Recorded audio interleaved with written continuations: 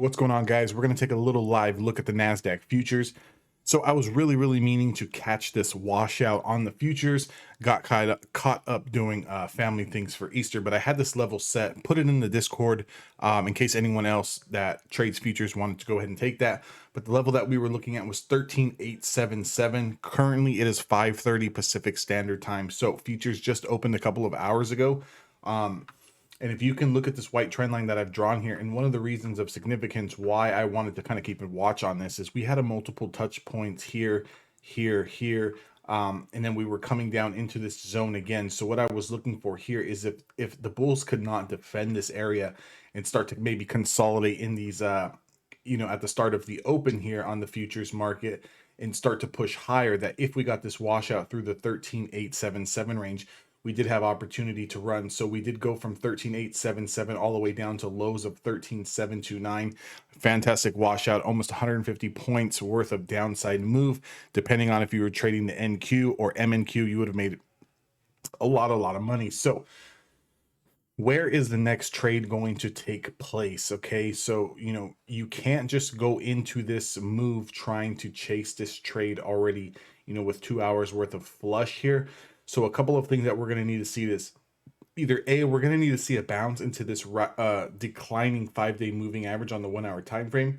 That price is going to put us right around this 13,811 area.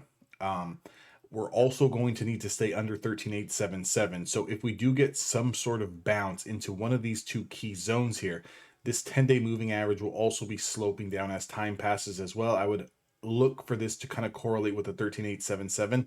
If we do get a bounce into these two zones and we get sideways consolidation and then we start to get a flush, you can do one of two things. You can wait for it to take out the lows and then take your short opportunity there, or you can play the rejection off of this supply zone here and kind of use whichever supply zone that you're going to take your short position, use that as your stop. So meaning that if we do bounce here into this 5-day moving average and we reject this area, you can take a short position here. However, if we do break above, you're going to need to close that position, or vice versa. You can do it here at the 10-day on the 1 hour time frame. And if we break above it, you're going to need to exit that short position.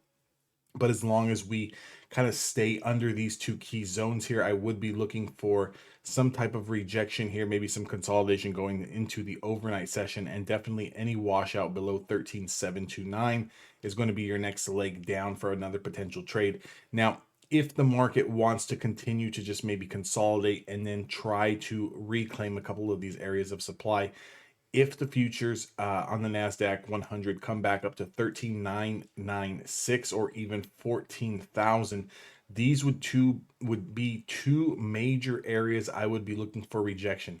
This is going to be underneath the channel zone here. So even if we do clear this out, there's so much supply ahead here where this move is going to be extremely choppy. The NASDAQ doesn't really look clear until it gets over 14,425. So definitely keep all of those levels in watch. I'm going to be trying to trade the futures into the overnight session, especially the London session, as well as the pre-market session, kind of see what this is going to do. I'm really waiting for another move to set up.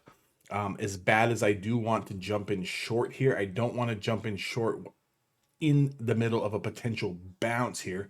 I'm going to need to see some type of setup form, so I'm going to have to stay extremely patient. If I just show you guys the daily chart, you can look at 1, 2, 3, 4 days of last week. A lot of choppiness, a lot of range bound trading going on here, and finally we cracked below here. So it looks like on the bigger picture here, if we kind of look at the NAS, we do have an area of opportunity to come back down to 1300. So that's going to be 700 points away. I'm not saying that it's going to be 1 day type of washout. It could be, something that takes multiple days, even spilling into next week. We definitely will get bounces in between, but as of right now, sellers look like they're coming back, and sellers look like they are going to take control of this chart here on the NAS. So just kind of want to keep that on the tip of everyone's hat here as we get into tomorrow, especially if you're trading futures. Those are going to be some of the levels that you're going to want to watch for. On the daily time frame, definitely this 13,967 area is an area of interest. That would be reclaiming the 5-day moving average. Definitely do not want to be holding anything short because you don't want to get trapped in that choppiness wave there. So even if we do bounce and we come back up to that area and then we start to get rejected, you can take your opportunity to kind of short that position, use this as your stop loss. Hope that helps. I'm going to be doing multiple videos, probably even go live sometime either tonight or maybe even tomorrow while I'm trading these futures, but I just want to kind of give these levels out as they're playing out for you guys, and I'll see you guys on the next one.